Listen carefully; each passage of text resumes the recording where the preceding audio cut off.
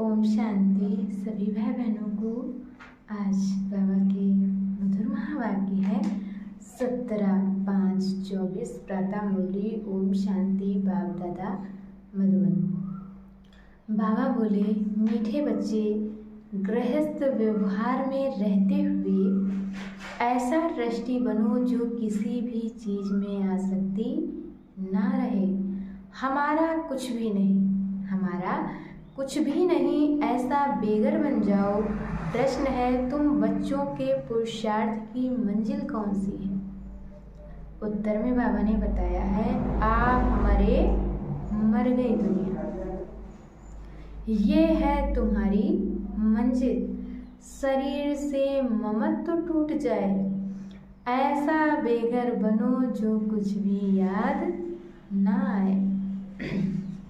आत्मा अशरीरी बन जाए, बस हमको वापस जाना है। ऐसा पुरुषार्थ करने वाले बेगर टू प्रिंस बनते हैं। तुम बच्चे ही फकीर से अमीर और अमीर से फकीर बनते हो। तुम जब अमीर हो तो एक भी गरीब नहीं होता है।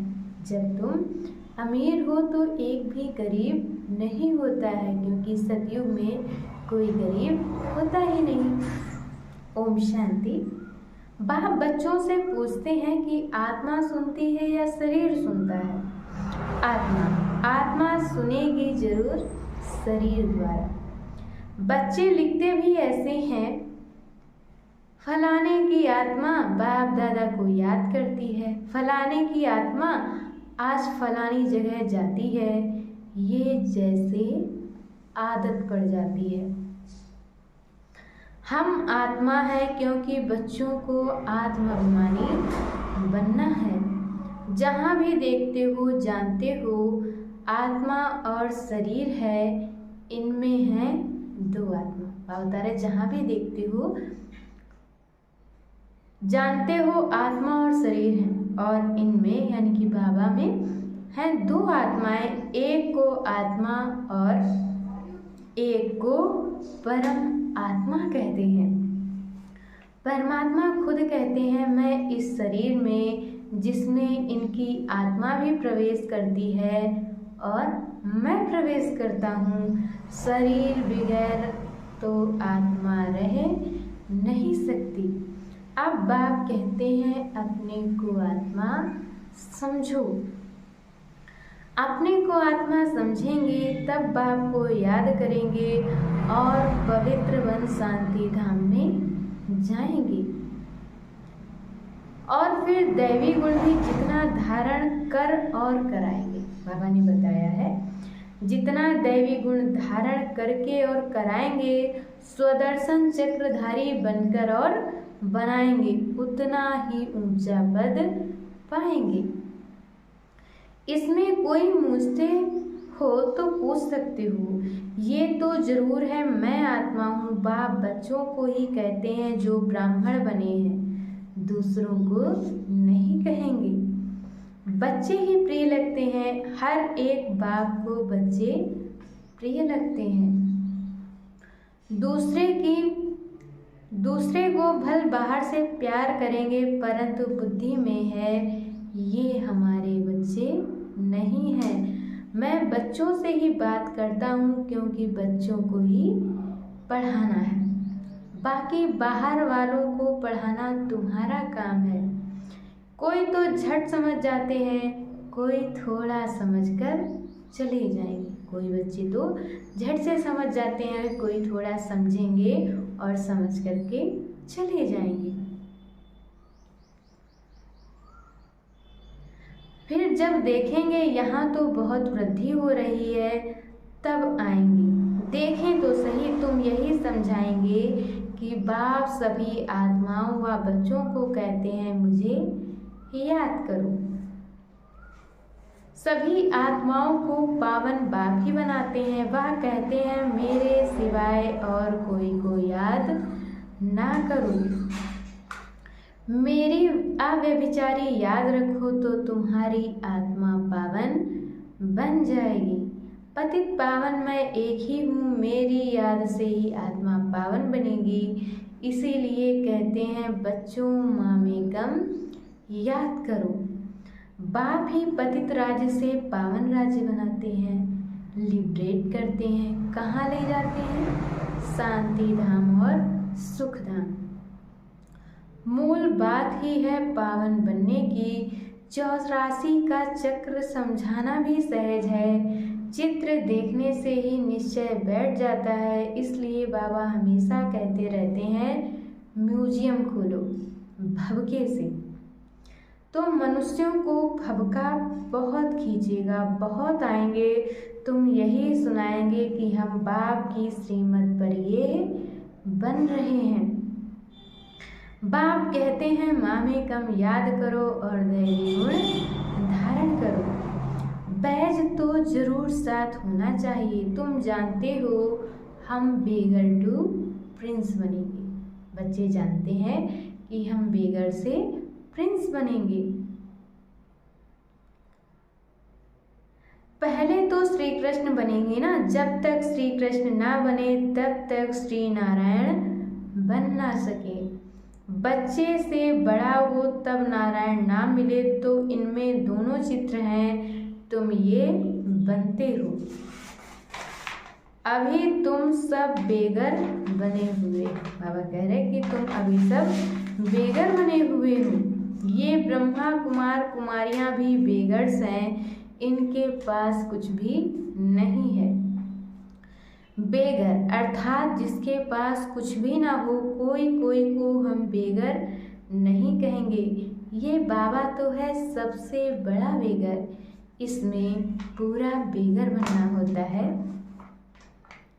गृहस्थ व्यवहार में रहते आसक्ति तोड़नी होती है। तुमने ड्रामा अनुसार आसक्ति तोड़ दी है। निश्चय बुद्धि जानते हैं हमारा जो कुछ है वह बाबा को दे दिया।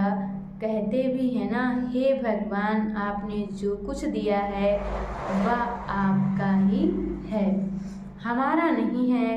वह तो होता है भक्ति मार्ग। उस समय तो बाबा दूर था, अब बाबा बहुत नज़दीक है। सामने उनका बनना होता है। तुम कहते हो बाबा, बाबा के शरीर को नहीं देखना है। बाबा के शरीर को नहीं देखना है। बुद्धि चली जाती है ऊपर। भले ये लोन लिया हुआ शरीर है परंतु तुम्हारी बुद्धि में है हम शिव बाबा से बात करते हैं। ये तो किराए पर लिया हुआ रथ है, उनका थोड़े ही है। ये तो जरूर है जितना बड़ा आदमी होगा तो किराया भी बहुत मिलेगा। मकान मालिक देखेगा राजा मकान लेते हैं, मकान मालिक देखेगा कि राजा मकान लेते हैं तो 1000 किराए का 4000 बोल देगा, क्योंकि समझते हैं ये तो धनवान है। राजे लोग कभी भी नहीं बोलेंगे कि ये तो जास्ती लेते हो। नहीं, उन्हों को पैसे आदि की परवाह नहीं रहती है। वह खुद कोई से बात नहीं करते हैं, प्राइवेट सेक्रेटरी ही बात करते हैं। बाबा कह रहे वो खुद बात नहीं करते, उनके प्राइवेट सेक्रेटरी ही बात करते हैं। आजकल तो रिश्वत बगैर काम नहीं चलता। बाबा तो बहुत अनुभवी है, वो लोग बड़े रॉयल होते हैं। चीज़ पसंद की बस फिर सेक्रेटरी को कहेंगे इनसे फैसला कर ले आओ, ऐसा माल खोल कर रखेंगे। महाराजा महारानी दोनों आएंगे, जो चीज़ पसंद होगी उन पर सिर्फ आंखों से इशारा करेंगे। सेक्रेटरी बात कर बीच में अपना हिस्सा निकाल लेते हैं। सेक्रेटरी फिर आपस में बात करके अपना हिस्सा निकाल लेते हैं और कोई राजाएं साथ में पैसे ले जाते। सेक्रेटरी को कहेंगे इनको पैसा दे दो। बाबा तो सबके कनेक्शन में आए हैं, जानते हैं कैसे कैसे उन्हों की एक्ट चलती है। जैसे राजाओं के पास खजांची रहते हैं वैसे यहाँ भी शिव बाबा का खजांची है। ये तो ट्रस्टी है बाबा का, इसमें कोई मोह नहीं है। इसने अपने पैसे में ही मुंह नहीं रखा, सब कुछ शिव बाबा को दे दिया। तो फिर शिव बाबा के धन में मुंह कैसे रखेंगे? ये ट्रस्टी है जिनके पास धन रहता है। आजकल तो गवर्नमेंट कितना जांच करती है, विलायत से आते हैं तो एकदम अच्छी रीति जांच करती हैं। अब तुम बच्चे जानते हो कैसे बेघर बनना है, कुछ भी याद ना आए, आत्मा शरीरी बन जाए, इस शरीर को भी अपना ना समझे, हमारा कुछ भी ना रहे। बाप समझाते हैं अपने को आत्मा समझो, अभी तुमको वापस जाना है। तुम जानते हो बेघर कैसे बनना होता है, शरीर से भी ममत्व टूट जाए, आप मर गई दुनिया, ये मंजिल है, समझते हो बाबा? ठीक कहते हैं। अब हमको वापस जाना है। शिव बाबा को तुम जो कुछ देते हो उसका फिर रिटर्न में दूसरे जन्म में मिल जाता है। इसलिए कहते हैं ये सब कुछ ईश्वर ने ही दिया है। आगे जन्म में ऐसा अच्छा कर्म किया है जिसका फल मिलता है। शिव बाबा रखता किसका भी नहीं है। बड़े बड़े राजाएं, जमींदार आदि होते हैं तो उनका नजराना भी देते हैं, फिर कोई नजराना लेते और कोई नहीं लेते हैं।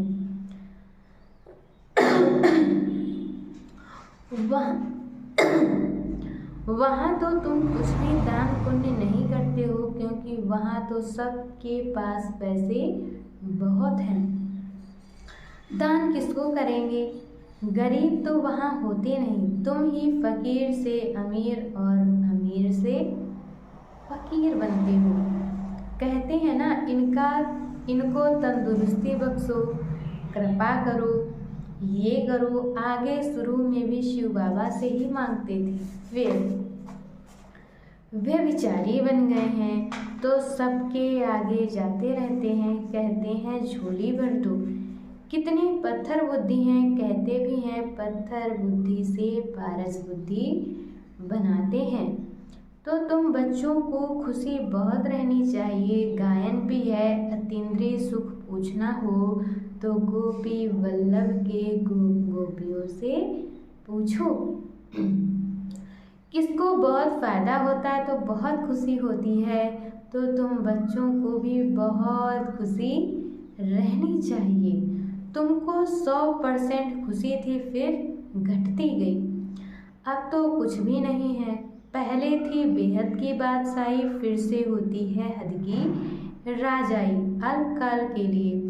अब बिरला के पास कितनी ढेर मिल्कियत है, क्या बता रहे कि बिरला के पास कितनी ढेर मिल्कियत है, मंदिर बनाते हैं, उनसे कुछ भी नहीं मिलता। गरीबों को थोड़ी ही कुछ देते हैं। मंदिर बनाया जहाँ मनुष्य आकर माथा टेकेंगे।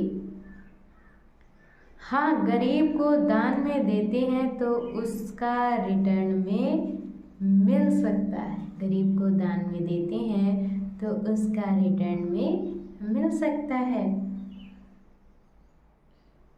धर्मशाला बनाते हैं तो बहुत मनुष्य जाकर वहाँ विश्राम पाते हैं,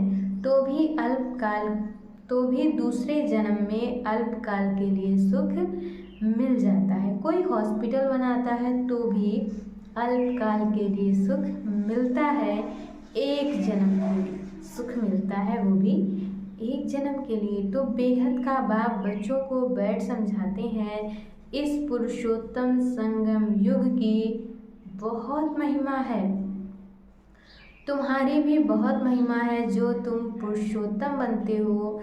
तुम ब्राह्मणों को ही भगवान आकर पढ़ाते हैं, वही ज्ञान का सागर है।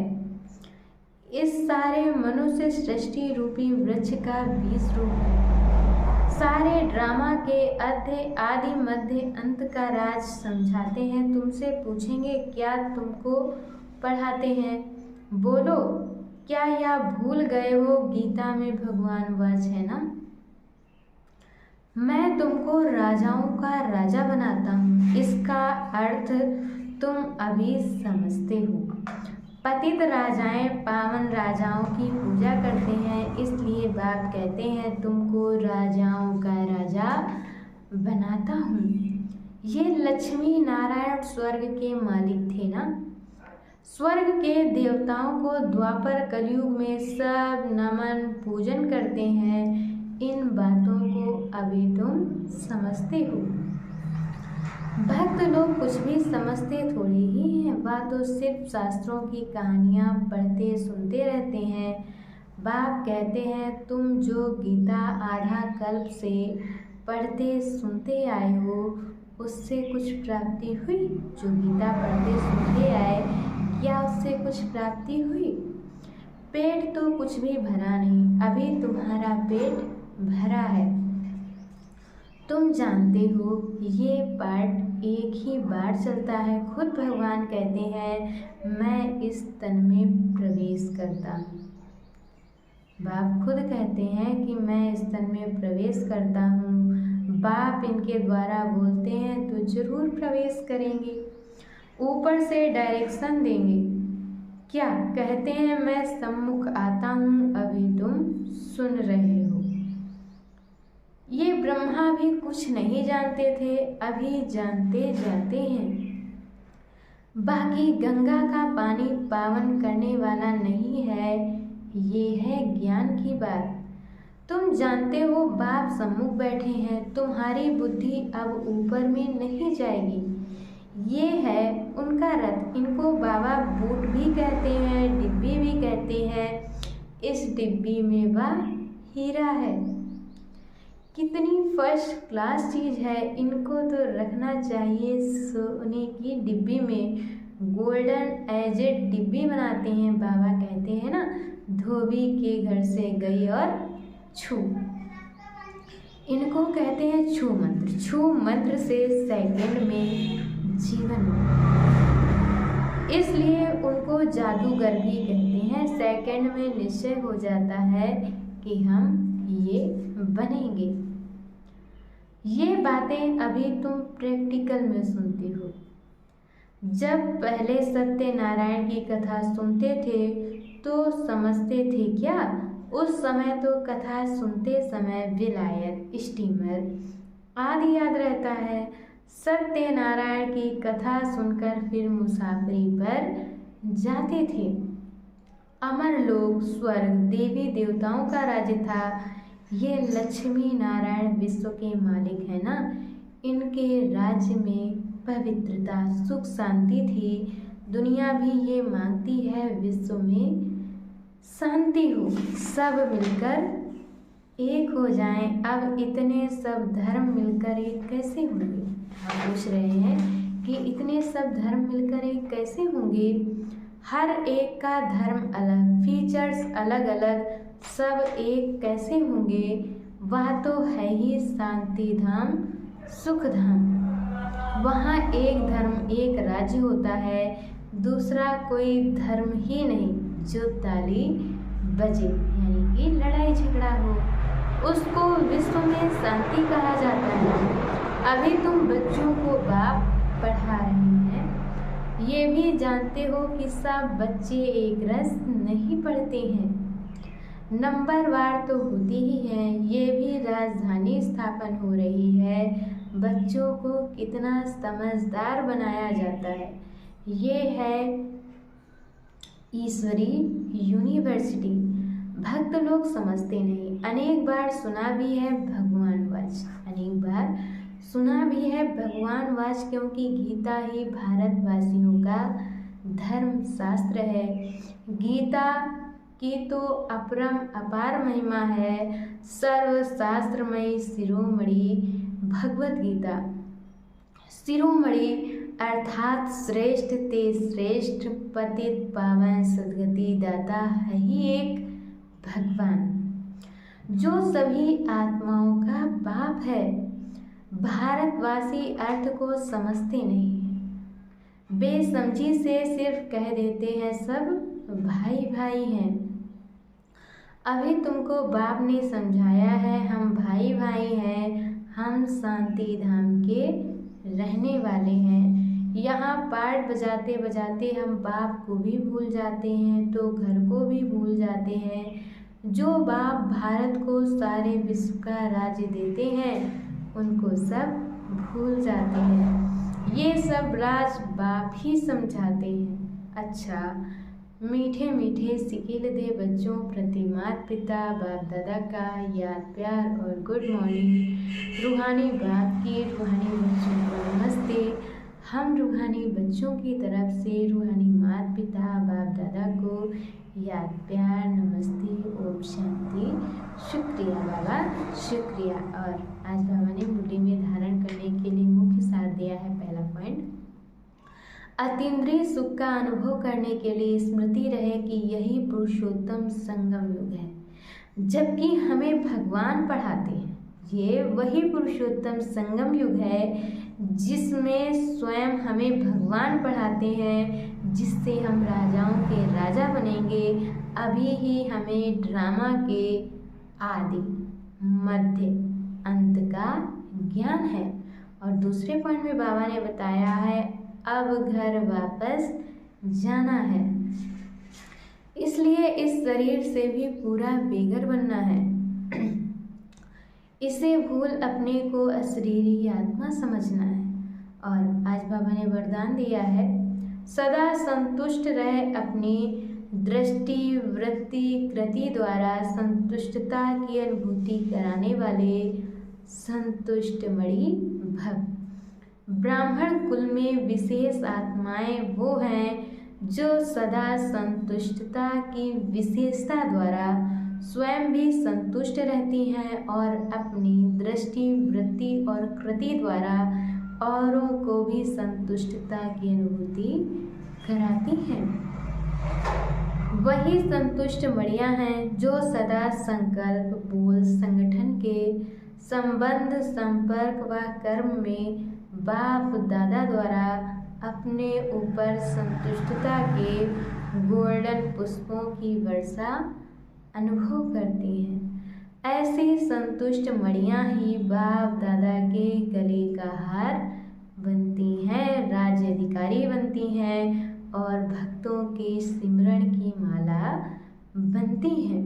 और आज की मुरली का स्लोगन है निगेटिव और वेस्ट को समाप्त कर मेहनत मुक्त बनो। निगेटिव और वेस्ट को समाप्त कर मेहनत मुक्त बनो। अच्छा, ओम शांति।